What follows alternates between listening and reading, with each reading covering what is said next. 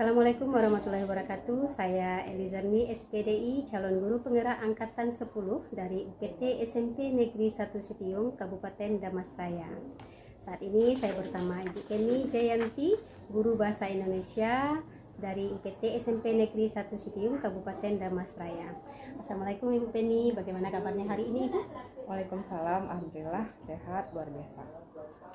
Baik Ibu, hari ini kita akan melakukan pra-observasi ya Bu ya. Sebelum nantinya saya masuk ke kelas Ibu untuk melakukan observasi atau supervisi kelas, dimana tujuannya nanti untuk mengetahui jalannya proses pembelajaran Ibu di kelas dan mengevaluasi proses pembelajaran Ibu di kelas nantinya. Nah, sebelum itu kita lakukan pra-observasi dulu Ibu. Dan pra-observasi itu untuk Ibu lebih siap di dalam kelas nantinya. Baik Ibu, ada beberapa pertanyaan yang akan saya tanyakan. Itu yang pertama, apa tujuan pembelajaran yang akan atau ingin Ibu capai dalam proses pembelajaran nantinya? Berdasarkan modul ajar yang sudah saya rancang sebelumnya, tujuan pembelajaran yang nantinya dicapai oleh peserta didik yaitu setelah melakukan pembelajaran dengan pendekatan saintifik, peserta didik dapat mengidentifikasi serta membuat teks laporan hasil observasi untuk melaporkan hasil observasi terhadap suatu objek yang diamati di lingkungan sekitarnya. Oke Bu. Nah, lalu bagaimana dengan area pengembangan atau elemen atau domain pembelajaran yang ingin Ibu capai? Untuk elemen yang dikembangkan itu terletak pada bagian domain membaca memeriksa dan menulis mempresentasikan. Oke, itu domain atau elemennya Ibu ya? Ya benar. Dan selanjutnya bagaimana dengan rancangan pembelajaran yang akan Ibu terapkan nanti di dalam kelas, seperti model pembelajaran, strategi pembelajaran atau metode pembelajarannya? Ya. Untuk strategi pembelajaran, saya menggunakan pembelajaran berdiferensiasi yang terintegrasi pembelajaran sosial emosional. Kemudian ada nantinya pembagian kelompok yang didasarkan kepada tingkat kemampuan siswa. Pembagian kelompoknya ada 3, diawali dengan kelompok dengan kemampuan tinggi, sedang, dan rendah. Untuk model pembelajaran yang digunakan yaitu menggunakan pembelajaran berbasis masalah atau PBL, problem based learning. Sementara untuk metode yang akan digunakan yaitu diskusi kelompok dan tanya jawab. Oke Ibu, nanti di dalam kelas media apa yang akan Ibu gunakan? Ya, untuk media tentunya menggunakan contoh-contoh teks laporan hasil observasi, salah satunya teks yang berjudul Sepeda Motor di Indonesia. Kemudian ada ditayangkan salin dia yang berisi materi tentang data dan fakta di dalam teks laporan hasil observasi. Baik Ibu. Nah, nanti kira-kira kapan ini Bu? Saya akan masuk ke kelas Ibu. Jam keberapa, di kelas mana, dan hari apa? Ya, untuk observasi bisa ya. Hari ini saya ada kegiatan belajar mengajar pada jam ke-5 sampai 6 pukul 10.30 sampai 11.50 itu di kelas 8A. Baik Ibu, berarti nanti saya akan masuk ke kelas Ibu hari ini ya Bu ya. Hari ini di jam pembelajaran 5 sampai 6, itu tepatnya jam 10.30 sampai jam 12, itu di kelas 8A ya Bu ya. Oke Bu. Nah, sebelum kita akhiri nih Bu perbincangan kita hari ini, apa yang Ibu peroleh atau yang Ibu dapatkan dari perbincangan kita hari ini? Ya, dari perbincangan kita kali ini yang dapat saya ambil kesimpulan yaitu saya menyadari bahwa untuk melaksanakan kegiatan pembelajaran, guru butuh perencanaan dan media pembelajaran yang memadai untuk memaksimalkan pembelajaran. Dan saya juga merasa lebih siap untuk pembelajaran hari ini. Baik Ibu, terima kasih. Hari ini Ibu sudah bersedia bincang-bincang dengan saya dalam praobservasi, dan nanti saya akan masuk ke kelas Ibu untuk observasi kelas atau supervisi kelas ya Bu ya. Dan setelah supervisi selesai, kita akan jumpa lagi Bu, itu dalam bincang-bincang pasca observasi Ibu. Dan tetapi kita tidak berdua aja Ibu, kita ditemani oleh pengajar praktek.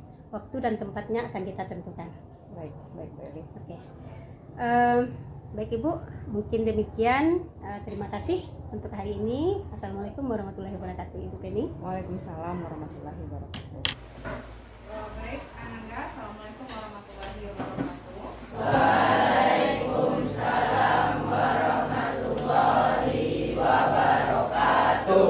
Ya, untuk mengawali kegiatan pembelajaran kita hari ini, Ibu minta kepada ketua kelas menyiapkan, kita awali dengan berdoa bersama dulu. Caprak. Doa kelas.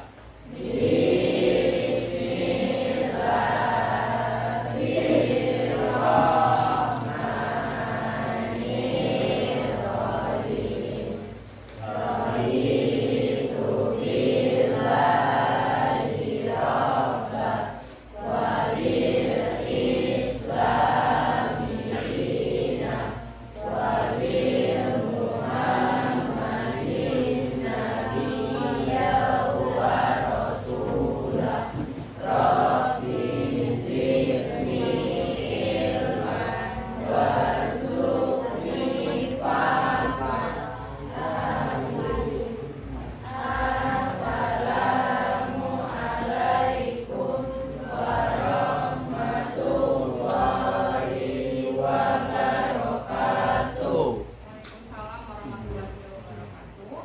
Baik, selamat pagi dan selamat siang Anda semua. Bagaimana kabarnya? Baik, alhamdulillah luar biasa. Untuk itu Ibu cek dulu yang hadir hari ini. Sekarang tanggal 6 Agustus ya. Alvin, Amel, Nanda, Andin,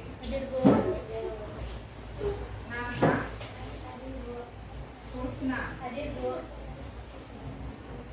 Ayla, Azra, Abel, Anes, Ika,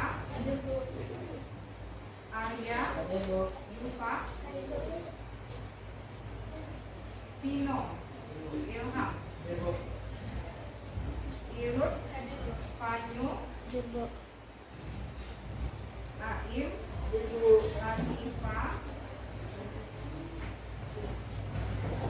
Lori, Tasya, Revan, Dewi, Raffi, Akbar, Rahmi, ya, Rizky, Putri, Langga, Aini, Bisma, Yudit. Baik, hari ini dalam rangka alhamdulillah hadir semua. Baik, Ananda pengantar di awal. Materi yang akan Anda pelajari yaitu tentang data dan fakta dalam teks laporan hasil observasi. Sebelumnya Ananda telah mempelajari dan mendalami tentang topik dan gagasan utama dalam teks LHO ya. Hari ini materi lanjutannya. Tapi sebelum kita mulai, Ibu ada ice breaking dulu untuk menyemangati Ananda supaya belajarnya lebih segar, lebih fresh, lebih semangat lagi ya. Nah, coba diperhatikan dan ikuti gerakannya ya.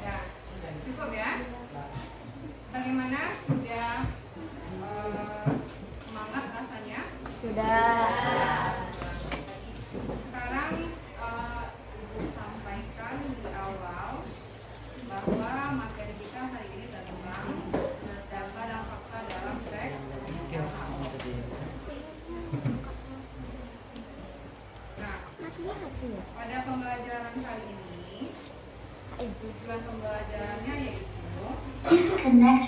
setelah melakukan pembelajaran dengan pendekatan saintifik, peserta didik dapat mengidentifikasi serta membuat teks laporan LHO untuk melakukan hasil observasi terhadap suatu objek yang diamati di lingkungan sekitarnya. Nah, jadi tujuan utama pembelajaran ini adalah nantinya Ananda mampu menghasilkan sebuah teks laporan hasil observasi dengan cara mengamati objek yang ada di sekitar Ananda. Jadi bisa mengamati lingkungan sekolah maupun mengamati lingkungan di tempat tinggal.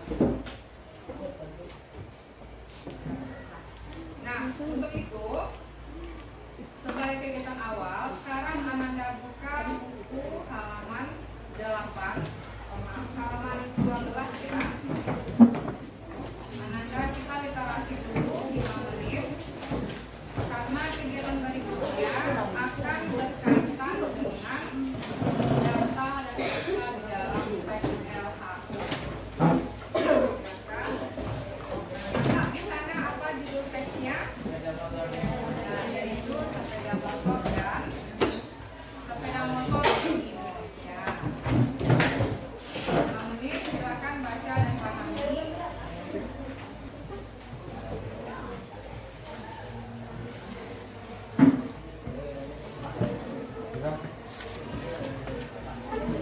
Ananda sudah menyelesaikan membaca teks yang berjudul sepeda motor di Indonesia. Nah, Ibu akan bertanya mengenai isi teks yang sudah Ananda baca tadi. Yang pertama, apa objek yang diobservasi di dalam teks tadi?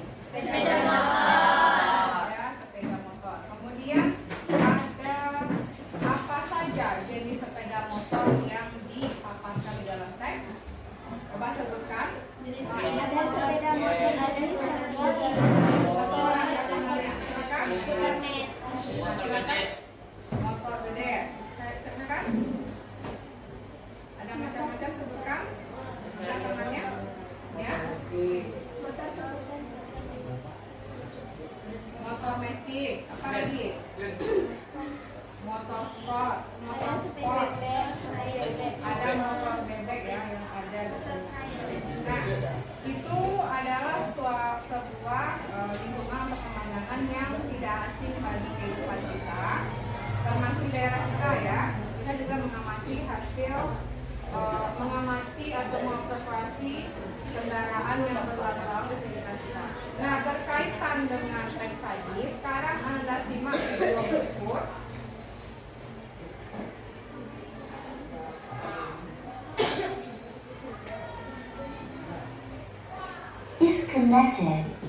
Connected.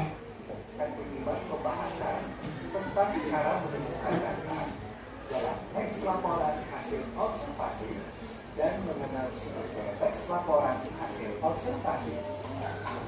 Tetap semangat dan fokus dalam menyimak ya. Selamat mendengarkan.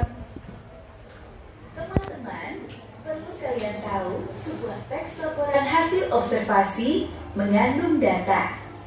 Data merupakan informasi yang dapat dipertanggungjawabkan kebenarannya.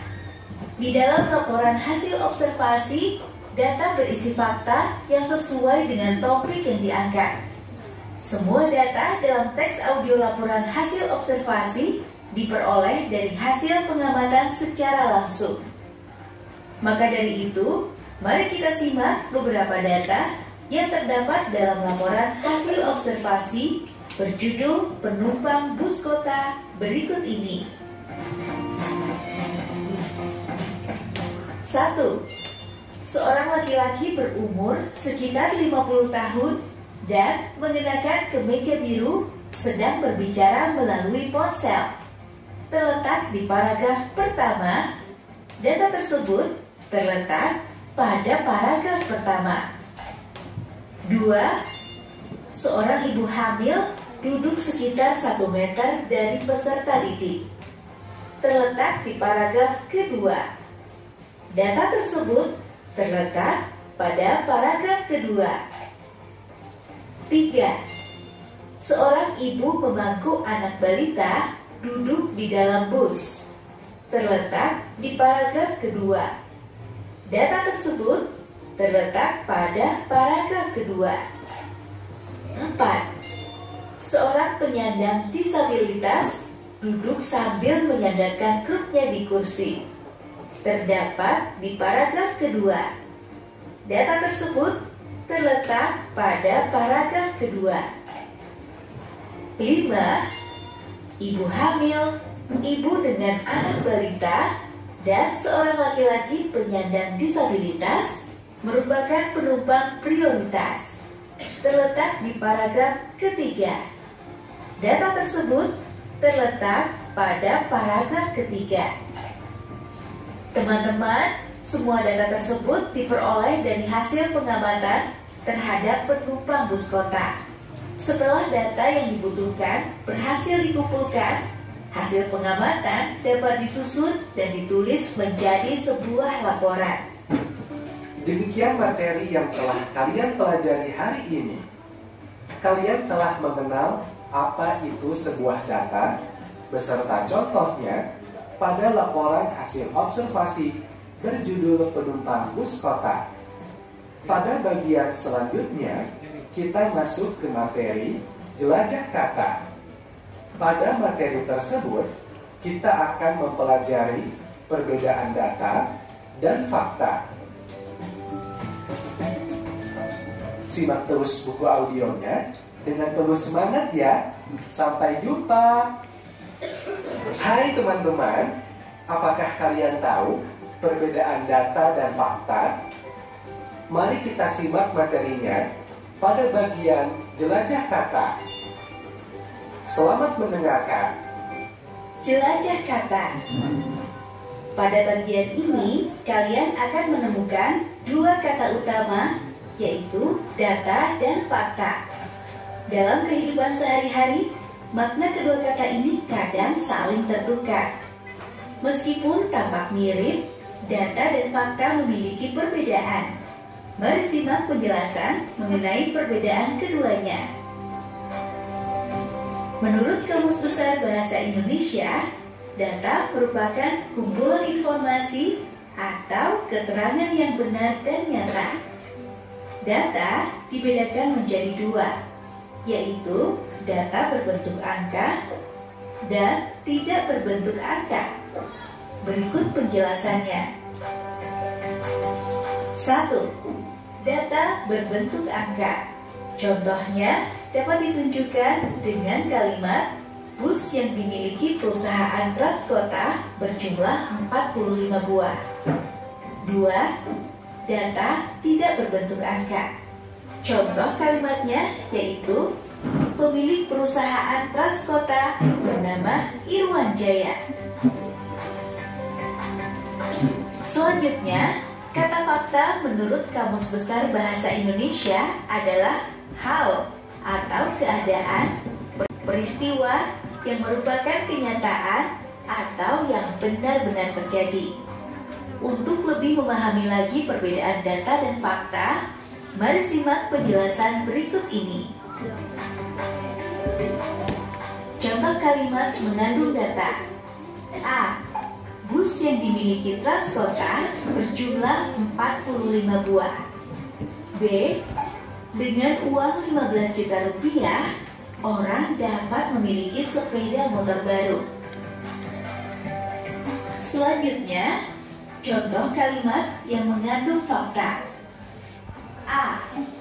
Warga negara Indonesia yang berusia 17 tahun ke atas dan sudah memiliki surat izin mengemudi atau SIM boleh mengendarai sepeda motor. B. Sepeda motor adalah alat transportasi roda 2 yang digerakkan oleh mesin. Bagaimana? Mudah bukan untuk membedakannya? Saatnya kita masuk pada kegiatan 3. Menyimak data dalam teks laporan hasil observasi. Teman-teman, silahkan putar kembali teks audio laporan hasil observasi berjudul sepeda motor di Indonesia. Lalu, tuliskan data apa saja yang dapat kalian temukan. Dan, terdapat pada paragraf berapa data tersebut? Tuliskan jawaban kalian dalam bentuk tabel. Selamat berlatih. Menyimak.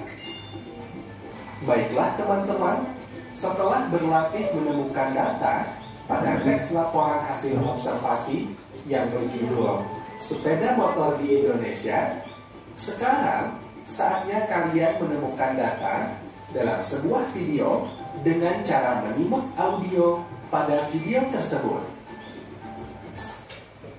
Nah, tadi untuk kegiatan hari ini yaitu Disconnected.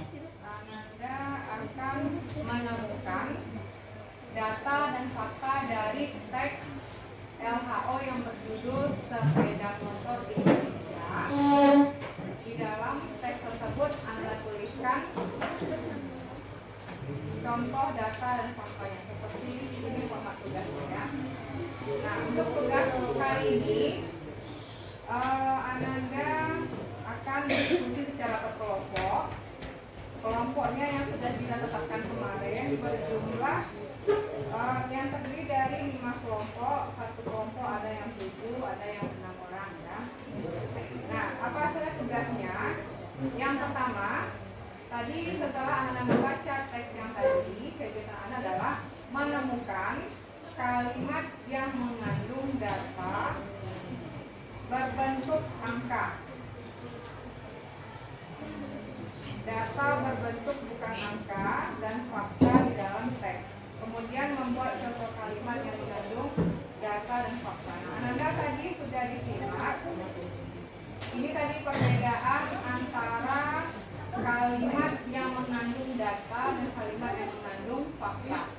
Nah, kalau kalimat yang mengandung data itu artinya dia disertai dengan angka. Nah, ini contoh tadi data yang berbentuk angka. Contohnya bus yang memiliki perusahaan transporta berjumlah 45 buah. Jadi ada angkanya, jumlahnya 45. Jadi ada angka yang menunjukkan jumlah.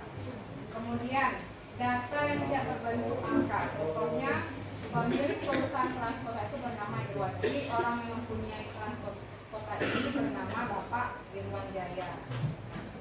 Kemudian fakta, sebenarnya data dan data ini dia sebenarnya bagian dari fakta, ya, yaitu fakta yang disajikan di dalamnya angka maupun yang bukan angka. Nah, sekarang kegiatan Anda adalah ini format tugasnya. Nah, setelah Anda membaca teks tadi, Anda tuliskan hari ini hanya berapa paragraf yang tertulis di sana? 5. Nah, Anda tuliskan kalimat yang berbentuk yang mengandung data berbentuk angka, kemudian tuliskan satu kalimat di dalamnya terdapat data yang tidak berbentuk angka dan satu kalimat berbentuk fakta. Nah, sampai di sini ada yang masih ragu dengan pengerjaan tugas ini? Silakan bertanya. Bagaimana? Jelas? Nah, ini kegiatannya dilakukan secara berkelompok. Untuk itu, nama-nama berikut nanti posisi duduk kelompoknya ada 5 kelompok kita hari ini. Nah, kelompok 1 ada Alvin, Ananda, Alia, Amel, Andin, Nana, Husna. Masih ingat ya kelompoknya? Kemudian kelompok 2 Vino, Ilham, Aim, Ayla, Azra, Abel, dan Anes. Kelompok 3 Revan, Raffi, Akbar, Cika, Yufa, dan Ilut. Kelompok 4 Rizky, Putri, Panyu, Latifa, Lori, dan Rasya. Terakhir kelompok 5 Langga, Bisma, Dewi, Rahmi, Aini, dan Desa. Ingat ya nomor kelompoknya. Nah, sekarang Ibu beri waktu untuk duduk secara terorganisir di kelompoknya masing-masing. Sekarang Bu. Iya, sekarang.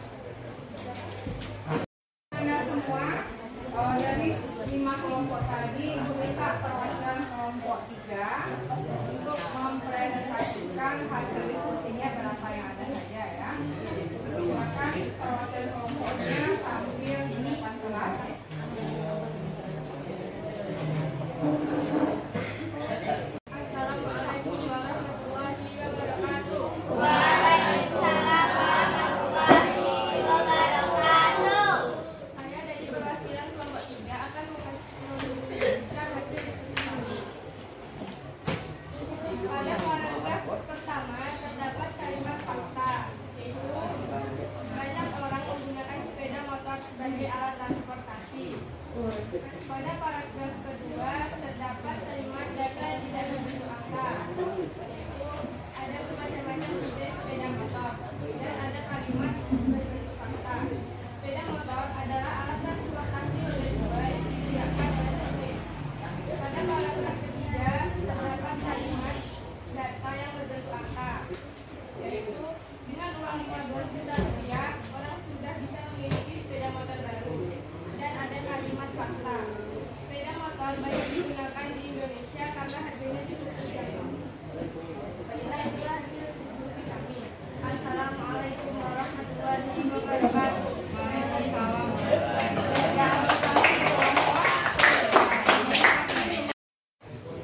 Nah baik, Ananda, dari kegiatan pembelajaran kita kali ini, kita refleksi terlebih dahulu, yaitu bagaimana atau apa yang Anda rasakan mengenai pembelajaran mencari data di dalam teks. Apa perasaannya?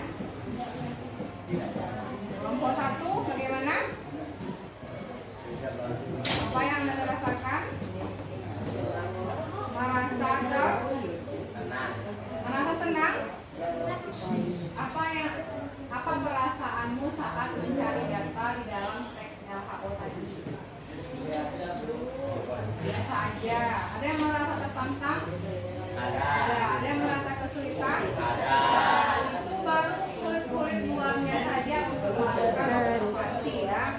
Kemudian bagi Ananda yang telah menyelesaikan tadi, Ibu ucapkan selamat ya, sudah menyelesaikan ini dengan cepat. Sementara bagi yang lain, jangan lupa disemangati dirinya supaya Anda di sini kita sama-sama memperoleh ilmu, dan semoga ilmu yang Anda peroleh hari ini bermanfaat khususnya bagi kehidupan Anda sendiri ya. Jadi belajar itu bukan demi ujian semester, tapi untuk diri Anda sendiri. Nah baik, Anda sebelum pembelajaran itu akhiri, ada yang ingin bertanya? Tidak ada? Baik, untuk kegiatan hari ini Ibu tutup dulu, Ibu akhiri. Wassalamualaikum warahmatullahi wabarakatuh.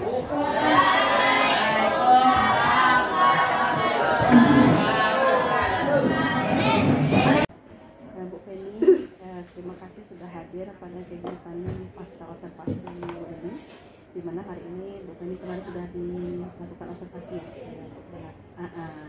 Kemudian Pak observasi juga sudah. Oke. Terima kasih Bu.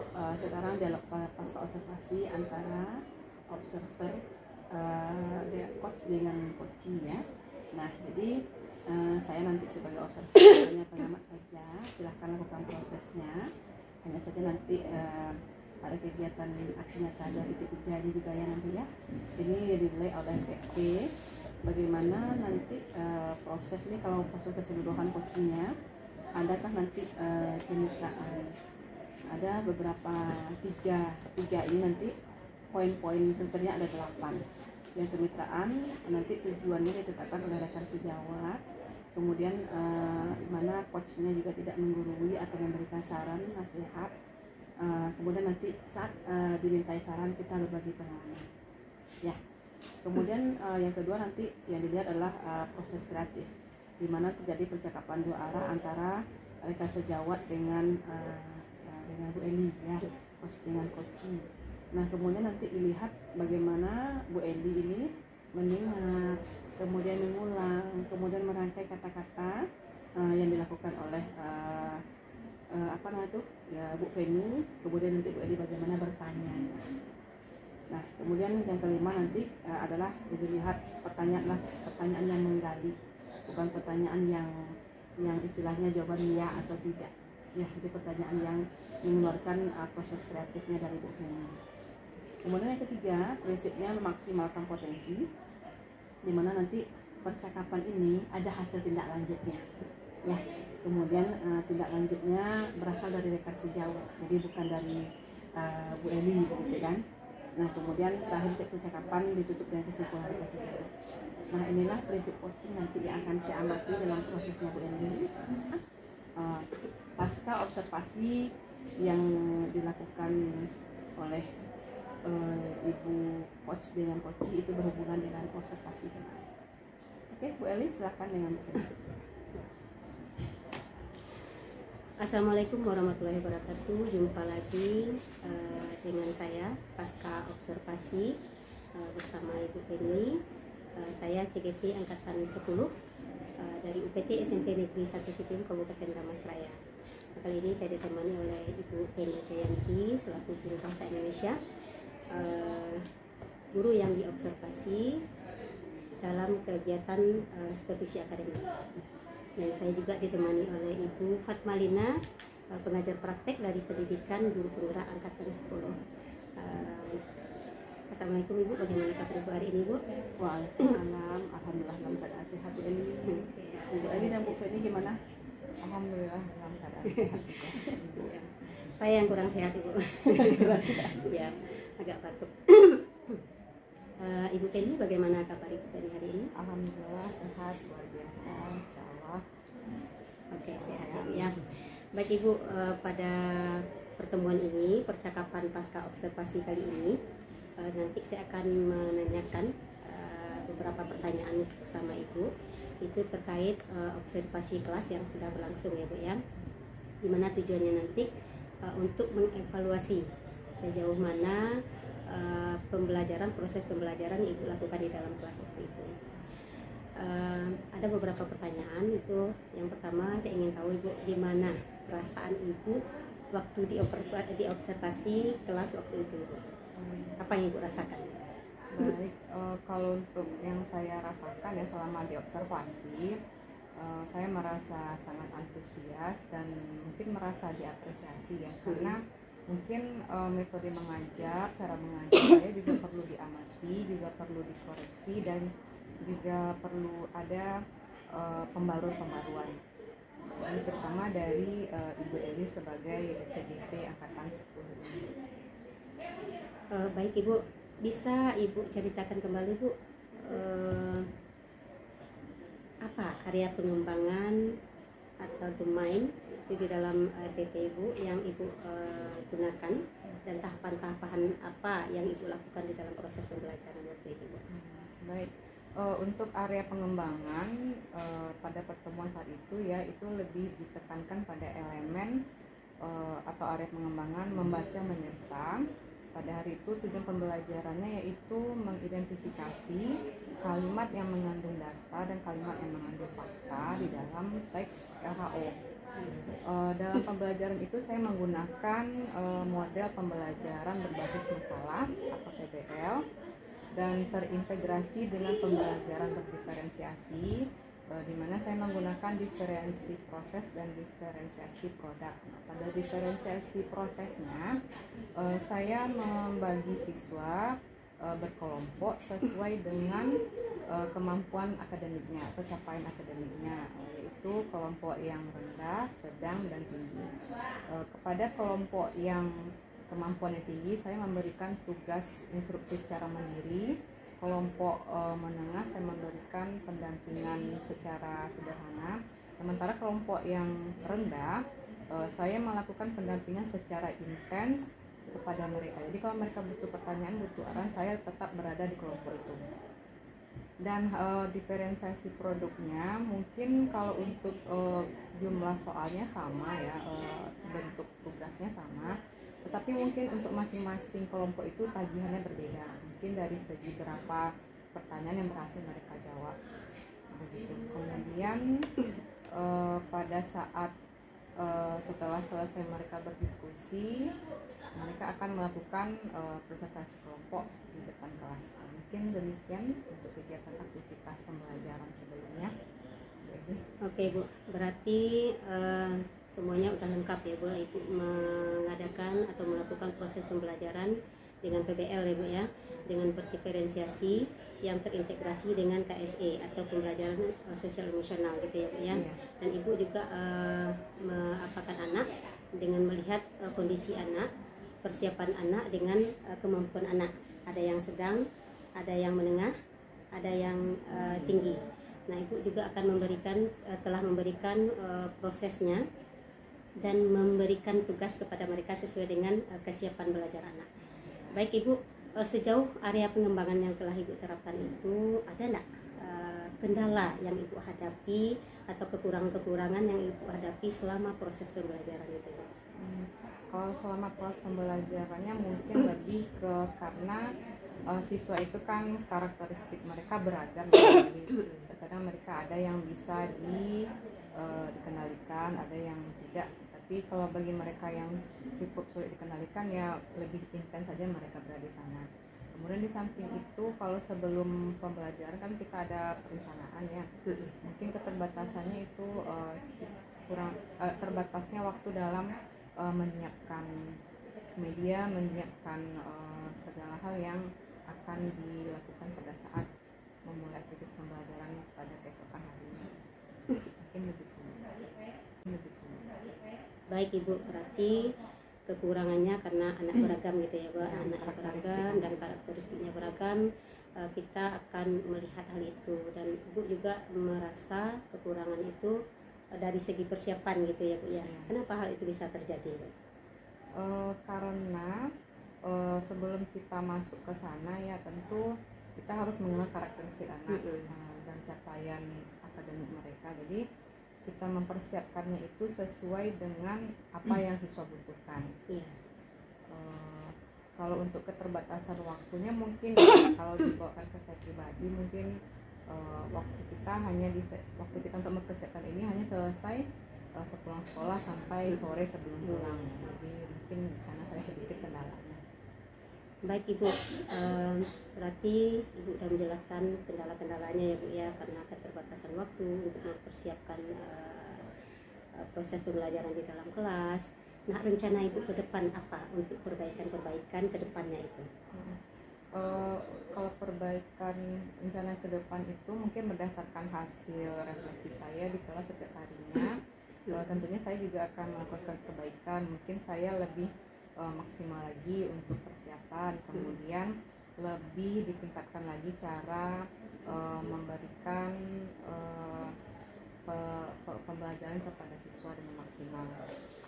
Dan tentunya kegiatan pembelajaran yang terintegrasi dengan pembelajaran diferensiasi dan KSE itu tentunya saya upayakan setiap saya masukkan, walaupun setidaknya ada 1 atau 2 pendekatan yang digunakan. Oke Bu, berarti rencana Ibu ke depannya Ibu akan lebih mempersiapkan jauh hari gitu ya Bu ya, dan akan memberikan proses pembelajaran yang lebih optimal lagi atau maksimal lagi kepada siswa di dalam kelas gitu ya Bu ya. Nah, kira-kira kapan Ibu akan melakukan itu? Itu akan saya lakukan setidaknya mungkin dari 1 TP kan ada 10 pertemuan ya, paling minimal 70% jumlah pertemuan itu saya gunakan, saya terapkan di sana. Atau bisa saja saya mulai pada pertemuan minggu ini sampai akhir semester ini. Baik Ibu, Ibu akan memulainya kira-kira dalam minggu ini gitu ya Bu ya. Baik Ibu Penny, terima kasih banyak Ibu telah bersedia meluangkan waktu bersama saya untuk bincang-bincang pasca observasi hari ini, dan semoga apa yang Ibu rencanakan itu bisa berjalan dengan baik ya Bu ya. Baik, saya persilakan kepada Ibu Fat sebagai pengajar praktek untuk memberikan umpan balik terhadap percakapan pasca observasi kami tadi. Silakan Ibu. Ya, bagus sekali ya. Saya ikuti dari awal sampai akhir. Terlihat Bu Eli begitu menguasai langkah-langkah dalam kegiatan pasca observasi. Kemudian mereka sejauhnya Bu Penny sangat menguasai sekali. Terlihat betul tidak ada yang dibuat-buat, memang mengalir begitu saja, dan saya lihat beliau juga sangat bersahaja sekali, istilahnya tenang dan sudah dipersiapkan segala sesuatunya. Artinya pembelajaran itu memang kita lakukan dengan tanggung jawab. Nah, kemudian terkait kegiatan tadi saya lihat sudah sesuai dengan alurnya, dan guru-gurunya juga banyak guru penggerak. Insya Allah Bu Eli satu lagi juga jadi guru penggerak, dan ini kita kolaborasi. Nah, saya lihat kepala sekolahnya juga sangat support, kemudian guru-gurunya juga asal luar biasa di sekolah ini. Tinggal saling mengingatkan saja apa yang kurang.